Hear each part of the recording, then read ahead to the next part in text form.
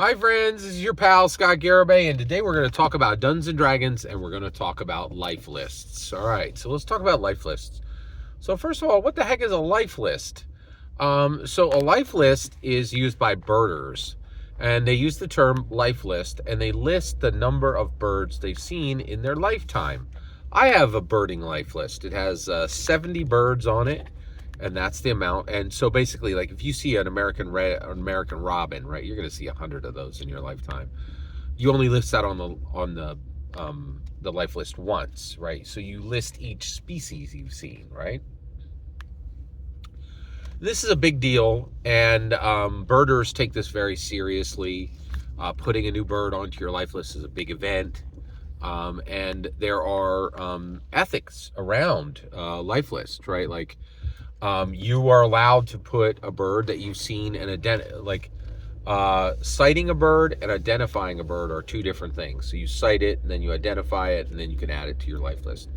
You can also add a bird to your life list if you just heard its call and you know for certain, oh, that's the call of this particular bird, and you can actually add it to your life list. So there's rules around it. There's ethics around it, right? Like for instance, I got trouble with my life list. I listed a bird that was extremely rare in my region, right?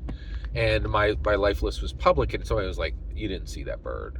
There's only about a 1 in 1,000 chance that bird would be in this region. And I was like, well, I saw it, right? And they're like, no, and you should take this down, right? So like it's kind of a big deal, right? So what do I mean by a life list for Dungeons and Dragons? So I want to start. So this is the beginning of a conversation, and I would like to have this conversation with you. So here's what I would like. I would like Dungeons and Dragons players to begin to identify themselves and to identify the player characters they have played in their lifetime. Okay. And I would like to start this with, and actually, you know what? It's interesting. At first I was like, oh, I only want to do this for Dungeons and Dragons. But you know what? I've been thinking a lot about tabletop role playing games, and my goodwill toward non D&D, toward games that are not D&D, is rising. And you want to know why? It's the Krispy Kreme. It's the Dunkin' Donuts Krispy Kreme thing. So Dunkin' Donuts was trash. They just they didn't do a good job, right? Like they didn't really like. Here's a perfect example. They would just jam your donuts into a box, upright, right? And they would just pack them in, and your powdered donut would get all of its powder all over your glaze, right? And they would just like, who cares? There's nowhere else to go, right? And then Krispy Kreme came along, and they had a flat box. They're like, every donut is separate, right? And if you have a powdered donut, that might get 1 inch of powder on the edge of your glaze, but your glazed donut is going to be fine because it's cordoned off in its own area, right? And so it was extremely healthy for Krispy Kreme to come and threaten Dunkin' Donuts. And Dunkin' Donuts was genuinely threatened by Krispy Kreme for about 2 or 3 years, where Krispy Kreme could have eaten their lunch, right? And actually, very significantly, cut into their profit margins. And so Dunkin' Donuts became better because it had to become better. It had a real competitor that arrived, right? So there's Dungeons and Dragons. Dungeons and Dragons is Dungeons and Dragons, and I talk about it every day, and I love it, and I promote it, right?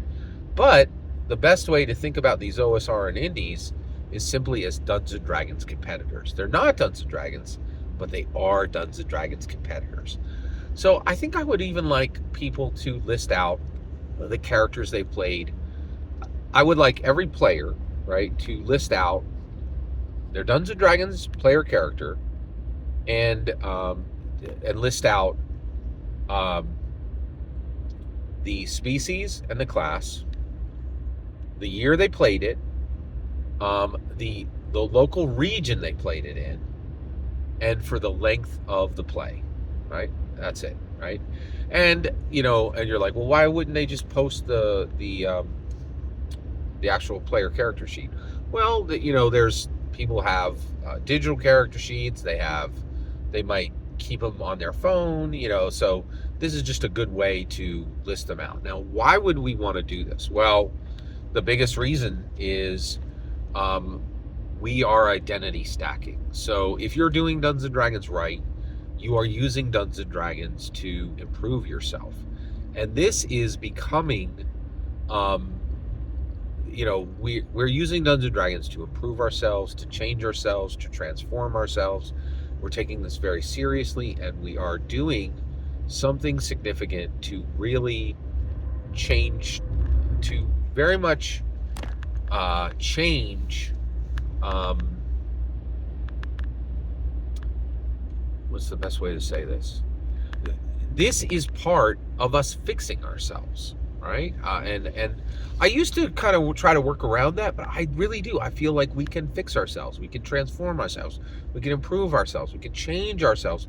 We can fix ourselves. We can cut our deficiencies in half with Dungeons and Dragons, right? And so if we are fixing ourselves with Dungeons and Dragons, then it's time to actually record the methods we're using to fix ourselves. Also, I think with Dungeons and Dragons, we understand that we are the prime, right? We're the prime, right? Then there's the first, there's one, and then there's the second character, and there's the third, right? And with a real player, they have, like, each one of these player characters is a different set of sensations, emotion, and memory, right? And we need a record of this. And I think it's really important to get a record of this. Now, how do we get there? Well, I think ideally what we want is we want identified players, people identifying as their actual selves, right? And I'm going to say this right now. I love you, but if you roll up in my comments and you're on a shadow account, you don't matter. And I don't care about what you have to say. I really don't, right? I need to know who you are, right? And I think, getting these lists, this needs to be attached to a real name, right? Like we need an identifiable person, and then say, okay, that's the prime, and these are their other identities, right?